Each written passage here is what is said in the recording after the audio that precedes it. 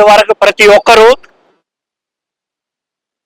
అంటే చాలా మంది ఉద్యమకారులు ప్రాణాలు పణంగా పెట్టి సంపాదిస్తున్న ఆస్తి ఇదంతా.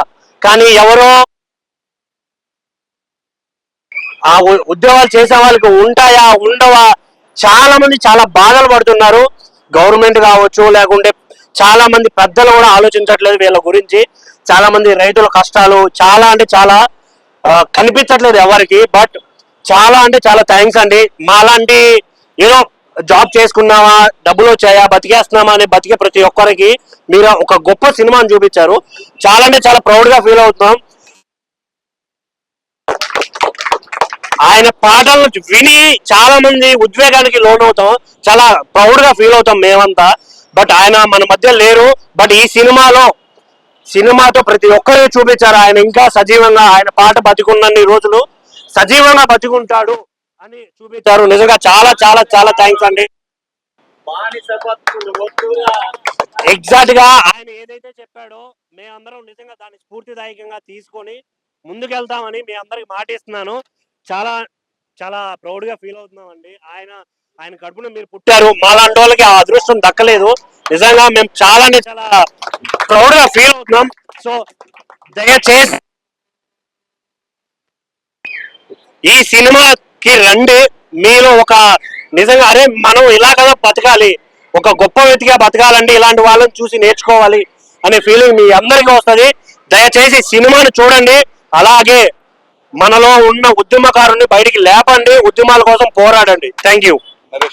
ఇప్పుడే ఉక్కు సత్యాగ్రహం అనే మూవీ చూసాను భయ్య, చాలా బాగుంది, సూపర్గా ఉంది. నిజంగా ఈ రోజుల్లో లవ్ స్టోరీ వస్తాయి, కమర్షియల్ మూవీస్ వస్తాయి, ఎలాంటి మూవీస్ వస్తాయి, కానీ మెయిన్ ఇంపార్టెంట్ ఏంటంటే సమాజానికి ఉపయోగపడే మూవీ ఏదైనా ఉందంటే మాత్రం ఉక్కు సత్యాగ్రహం మూవీ చాలా బాగుంది. ఒక different concept, different kind of తో డైరెక్షన్ అయితే చాలా బాగా అనిపించింది. అలాగే చూసుకుంటే లొకేషన్స్ కానీ, బ్యాక్గ్రౌండ్ మ్యూజిక్ కానీ, ఆర్ఆర్ కానీ ఎవ్రీథింగ్ సూపర్. నిజంగా సినిమా గురించి చెప్పాలనుకుంటే కొంతమంది ఆర్టిస్టుల గురించి అయితే ప్రత్యేకంగా మాట్లాడుకుంటున్నా.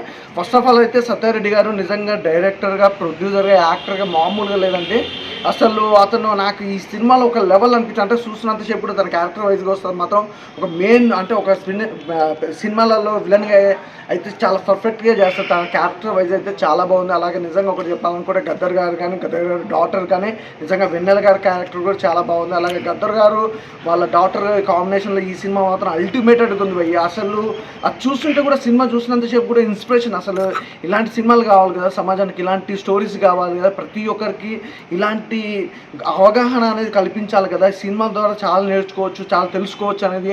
అలాగే వైజాగ్ స్టీల్ ప్లాంట్ గురించి కానీ అద్భుతమైన ప్రతి ఒక్క కార్మికుని గురించి కూడా చాలా అద్భుతంగా చూపించారు. ఒక అద్భుతమైన కాన్సెప్ట్ భయ్య, అసలు ఎవరూ మిస్ అవ్వద్దు. నాకు తెలిసి ఈ ఫ్రైడే ఏదైనా బ్లాక్ బాస్టర్ హిట్ మూవీ ఉందంటే మాత్రం Ukku Satyagraham movie is #1 blockbuster hit movie. చాలా చాలా బాగుంది. అసలు మిస్ కాకుండా ప్రతి ఒక్కరు చూడండి, డోంట్ మిస్. ఉక్కు సత్యాగ్రహం నిజంగా సినిమా సత్యాన్న తీసిన ఫీలింగ్ అండి, సత్యాన్న కోసం తీసిన ఫీలింగ్ ఇది. నిజంగా సినిమాలో చాలా మంది పుడతారు చనిపోతారు కానీ గద్దర్ లాంటి వ్యక్తి మళ్ళీ పుట్టారు అన్నట్టు చూపించారు. చాలా చాలా మంది నిజంగా పోరైతే పోయేది ఏమిది లేదు, బానిస సంఖ్యలు తప్ప అనే డైలాగ్ కానీ చాలా మంది. ఈ సినిమా మెయిన్ ప్రశ్న అంటే గద్దరాన్ని యాక్ట్ చేశాడు, మన గోరట్ వెంకన్న సాంగ్స్ ఆడాడు, నారాయణమూర్తి యాక్ట్ చేశాడు, మన గద్దరన్న కూతురు వెన్నెలక్క కూడా సినిమాలో ఉంది. కాబట్టి సినిమా చాలా చాలా బాగుంది. సాంగ్స్ అయితే ఒక 3-4 సాంగ్స్ ఉంటాయి భయ్యా, గూజు ఇట్లా ఫిట్నెస్ చాలా బాగుంటుంది. లాస్ట్ లో గద్దరని చనిపోయిన విజువల్ చూపించారు. ఏడుపు వచ్చేసి 2 నిమిషాలు అయితే ఏడ్చుకుంటే ఏడిపించారన్నమాట. నిజం సమాజంలో చాలా సినిమాలు వస్తుంటాయి పోతుంటాయి, కానీ సమాజాన్ని మార్చే సినిమా ఏకైక సినిమా ఉక్కు సత్యాగ్రహం. చాలా బాగుంది. నిజంగా స్టీల్ ప్లాంట్ ఎలా రక్షించుకోవాలి, ప్రైవేటైజేషన్ ఎట్లా కాపాడుకోవాలని చూపించారు. చాలా బాగుంది అన్న.